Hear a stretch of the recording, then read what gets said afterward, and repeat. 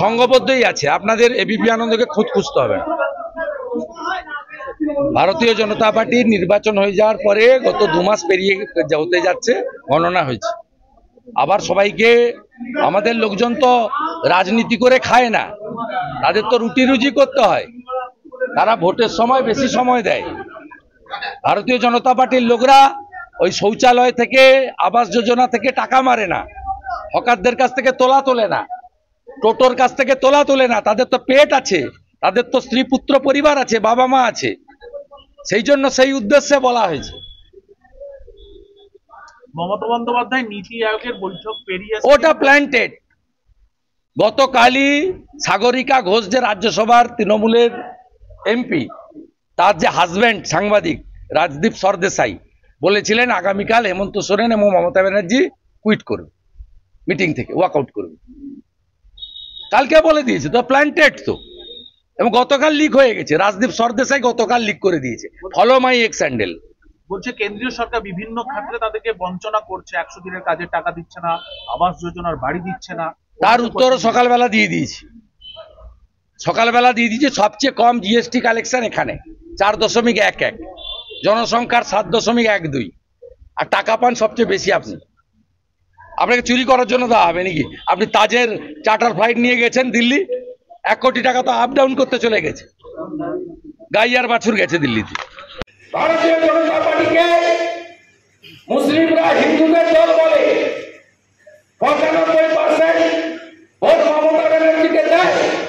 আর আমি যদি বলি আগামী বিধানসভা ভোটে আমার আরো 5% হিন্দুকে বিজেপিতে সরকার করতে হবে, ভুলটা কোথায় আপনি বলুন? ভুলটা কোথায় বলুন আপনি? কেন বলা হবে যে আমি হিন্দুদের পার্টি করি? ইলেকশন কমিশনের রেজিস্টার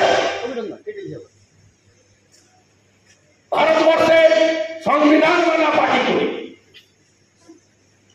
তাহলে আমাদের যদি এইভাবে লাগিয়ে দেওয়া হয়, আমার 39% ভোট আছে রাজ্যে, আমি যদি 3% ভোট বাড়াতে পারি, মমতা প্রাক্তন আর ভাইপো জেলে।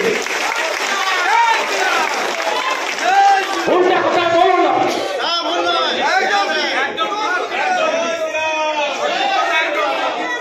আমরা 92টা বিধানসভায় এগিয়ে আছি। 146টা বিধানসভায় 40% ভোট পেয়েছি আমরা, আর 2% ভোট দরকার। এ জেলা আমরা পারবো। কাঁচা পাশে ডাং কাটা আছে, এ জেলায় আমরা পারবো। রাজ্যে কি হবে? রাজ্যে দুটো কাজ করতে হবে। ভোটের আগে মুক্ত কর ভয়, আপনে মাঝে শক্তি ধরো, নিজের কর জয়। ভয় কাটাতে হবে। ভয় কাটাতে গেলে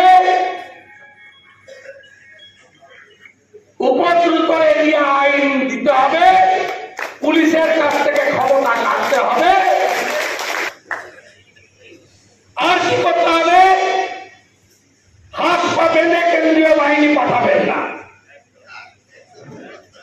হাত পা বেঁধে কেন্দ্রীয় বাহিনী পাঠাবেন না।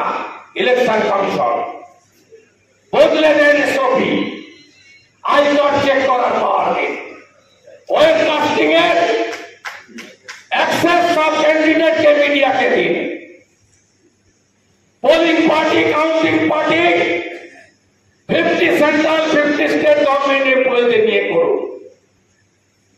আর রেশন যদি দিতে পারেন বায়োমেট্রিকে, ভোট কেন হবে না বায়োমেট্রিকে? আওয়াজ শুনুন আপনারা। উড়ে চলে যাবে, শুধু মুক্ত করো ভয়। ভয় কাটান, উড়ে চলে যাবে। লড়াই চলছে, চলবে।